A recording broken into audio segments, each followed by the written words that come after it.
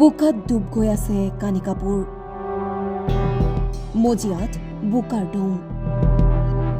ভাঙি পৰিছে ঘৰটোৰ আধা অংশ মুখত কেৱল হতাশা আৰু চকুলো চৰাইদেউ সোণাৰীৰ বানবিধ্বস্ত অঞ্চলৰ এয়া বোকাময় পৰিৱেশ য'ত ঘৰ বুলি কেৱল ধ্বংসস্তূপহে বাকী আছে লোকসকল আশ্ৰয় শিবিৰৰ পৰা ঘূৰি আহি নিজৰ ঘৰখনৰ দুৰ্দশা দেখি এতিয়া টুকিছে কেৱল চকুপানী বোকাত ডুব গৈ আছে সকলো সোণ ৰূপৰ অলংকাৰ পৰ্যন্ত উটুৱাই লৈ গ'ল বিধ্বংসী বানে এযোৰ এযোৰকৈ তিতা কাপোৰবোৰ তুলিছে কিন্তু চকুপানীয়ে দিছে বাধা 6টা দীঘলীয়া দিন পানীৰ তলত বুৰি আছিল তেওঁলোকৰ সপোনৰ আশ্ৰয়স্থলটি আশ্ৰয় শিবিৰৰ পৰা উভতি আহি তেওঁলোকে কি পালে কেৱল বোকা কেৱল ধ্বংসস্তূপ নাই একো নাই সকলো শেষ হৈ গ'ল 19 তাৰিখে গধূলি মানে প্ৰায় 8টা 9টা মান বজাত ইমান প্ৰবল সুত আহিছে সুতে মানে চব উটুৱাই লৈ গৈছেগে একোৱে মানে সেইটো ঘৰটোলৈ একো যাব পৰা ব্যৱস্থাই নাই মানে কিবা বচাবলৈ মেলিবলৈ মানে সুতে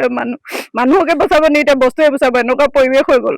সেইটো কাৰণে চৰকাৰলৈ এটাই আহ্বান জনাইছো তেওঁলোকে যাতে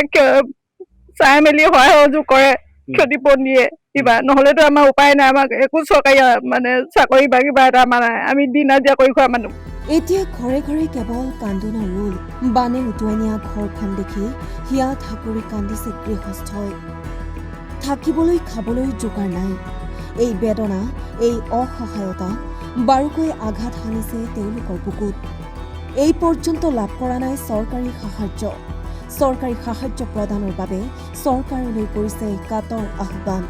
ভিতৰত গোটেই আমাৰ বিচনা পত্ৰ পৰা আদি কৰি ল'ৰা ছোৱালী কিতাপ পত্ৰ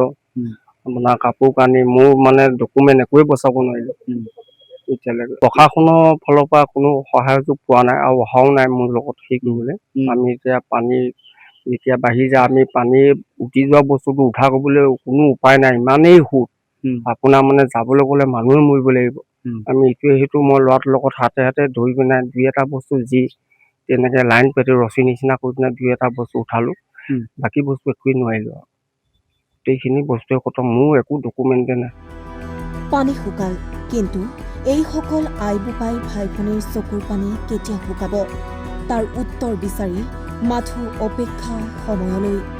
সোণাৰীৰ পৰা মৃদুল নিবিড় বৰগোহাঁইৰ ৰিপৰ্ট টাইম 8